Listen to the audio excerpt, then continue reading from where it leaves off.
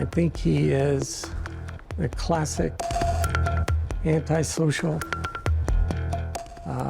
psychopath. He terrorized an Arizona community and murdered 2 little girls. It leaves a hole where there shouldn't be a hole. He was sentenced to life in prison, but the self-proclaimed Phantom is now out on the streets. This guy lured 2 little girls out into the desert and murdered them in horrific ways. That crime was committed 50 years ago. Now, CBS 5 investigates, uses the Phantom's own writings to track down the woman who may have been next on his list. Did it occur to you that you could have been the next target?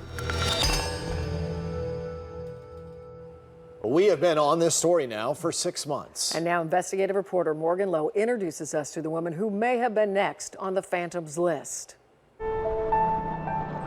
Small-town Sierra Vista in 1967, a military town where people left their doors unlocked. You knew all the kids in the neighborhood? I knew most of them, yes. Deborah Kahn remembers it clearly. Then 13 years old, she also recalls that was the summer that changed everything. I remember all the news broadcasts. News broadcasts and newspapers describing the disappearances of 2 little girls. 7-year-old Cindy Cleland and 6-year-old Janelle Haynes, both found naked, murdered 2 months apart. The community was on the verge of panic. People went out and bought guns. In the time between the murders, something happened that few residents knew about. The killer sent a letter to the police chief. "I am the Phantom," it started. "My next victim lives on Stephen Street. 9 years old, fools."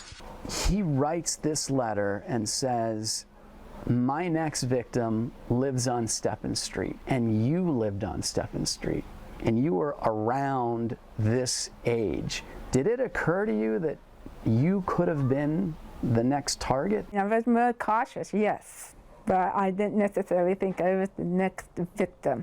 Did your parents think that you could have been the next target? Yes. Deborah says her parents thought about sending her out of town like the parents of the other 3 or 4 young girls who lived on the same street. Her younger brother Ronald says he remembers seeing an unmarked police car on the street. It was right there by my house.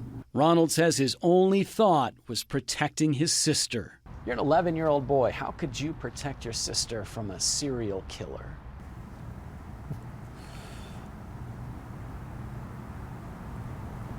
That's a good question. The Kahns say there was a sigh of relief when police arrested 17-year-old William Huff for the murders.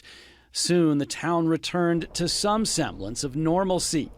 That is until this spring, when CBS 5 reported that Huff had been released from prison despite getting a life sentence. Subconsciously, you were worried. Yeah, it was some. Caught me for about a week. I double-checked people around me in the grocery stores. He killed 2, had a 3rd one on his list. That's a serial killer to me. He would have struck again. Deborah and Ronald say they are speaking out because they want Huff to be sent back to prison, and they'd like to see the laws change so neighbors are notified when someone like Huff moves in next door. Right now, only the police and parole departments know where Huff is living. We caught him on camera this spring, but he has since moved. We see him riding around on his bike. He seems like he's in pretty good health.